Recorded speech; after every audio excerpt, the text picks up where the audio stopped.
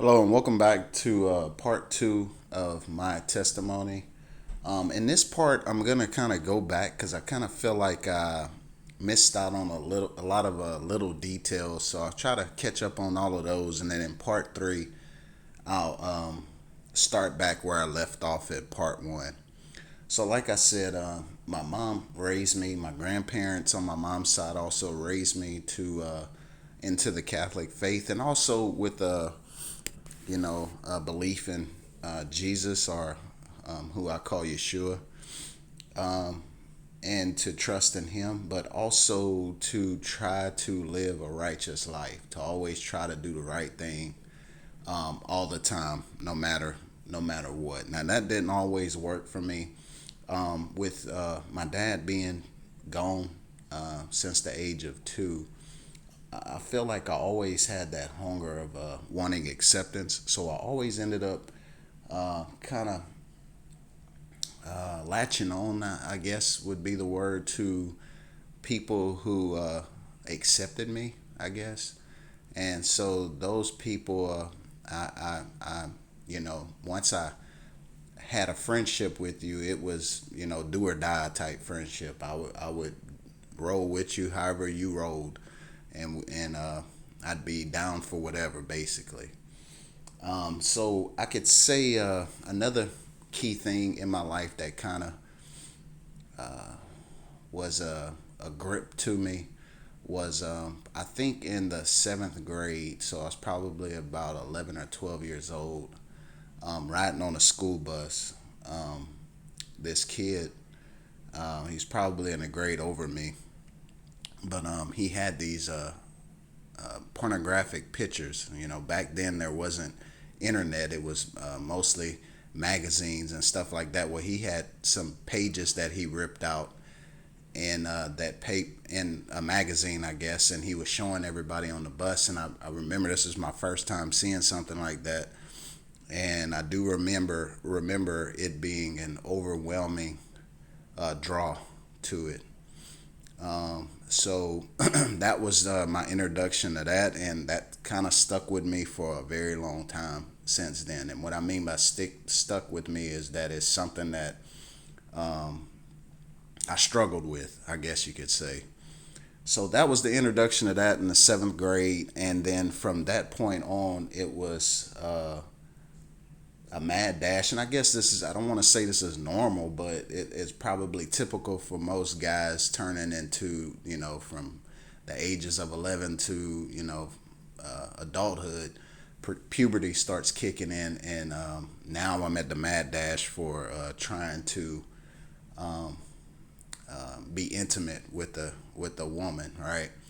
I want to act out what I'm seeing in these images in these magazines and stuff like that. So I'm in a mad dash, and the horrible thing about that is that I was willing to make that happen by any means necessary, whether that was through manipulation or whatever it was. And it ended up happening in at the I think at the end of my 10th grade year, like that summer. It did happen, and it was through manipulation, me manipulating the young lady. And that was a horrible thing for me to do. It wasn't something that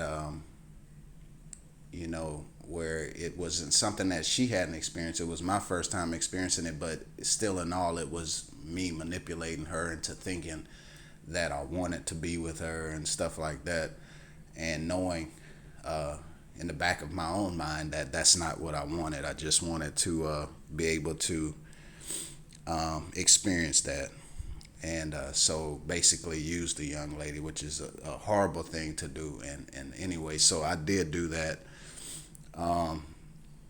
Once that happened, I started getting involved with marijuana, smoking marijuana, drinking, sneaking out. Started engaging with other females, and but one thing I will say, yeah, I did manipulate that young lady into thinking that I wanted to be with her, but I never was the kind of guy that just wanted to use a woman. I think whenever I got in a relationship, it was something that I was committed to as much as I could be at a young age, right? And I was not one of those guys trying to cheat and be with all kind of other women. If I had a girlfriend that I cared about, then that's who I wanted to be with. Now, everyone knows that that's not the will of the Most High God to engage in that when not being married, and I knew it was wrong, and I understood that I was sinning, but still in all, I continued to live that way. But I always had that conviction, I guess, in the back of my mind and in my heart, and then in the way I felt. I knew that God was not pleased with me. So, being Catholic, I would go to confession, try to confess. I would try to go to a priest that didn't know me, maybe at a different church, to do my confession.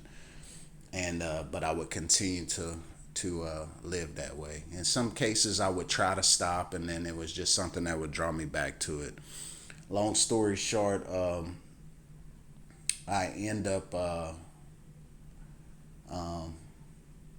like I said, selling drugs and stuff like that, and I also ended up going into the military, which was just the National Guard. So I just left for basic training and my advanced training over the summer of my 11th at the end of my 11th grade year, and then once I graduated 12th grade, I went and finished my advanced training.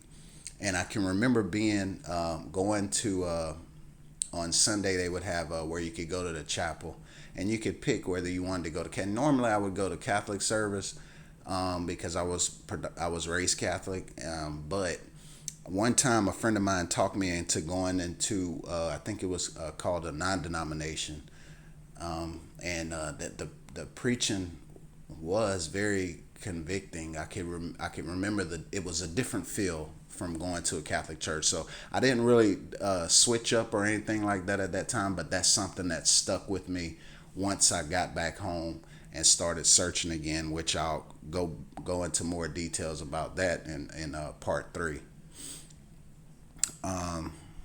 Any other details? Let me think. So yeah, like I said, I was involved with different groups of guys that were, kind of the tough dudes or the cool dudes. I was engaged with them, but I always was someone who I considered myself sort of like a chameleon. Well, I could blend in any group. I can remember having friends in every group: the goths, the nerds, what people consider nerds, the cool people, the preppy people. I'm the type of person that people just kind of opens up to, and I wonder sometimes if that's me looking for acceptance. So I kind of figure out what people like about me, and then I enhance that around them, and make that friendship or connection that way.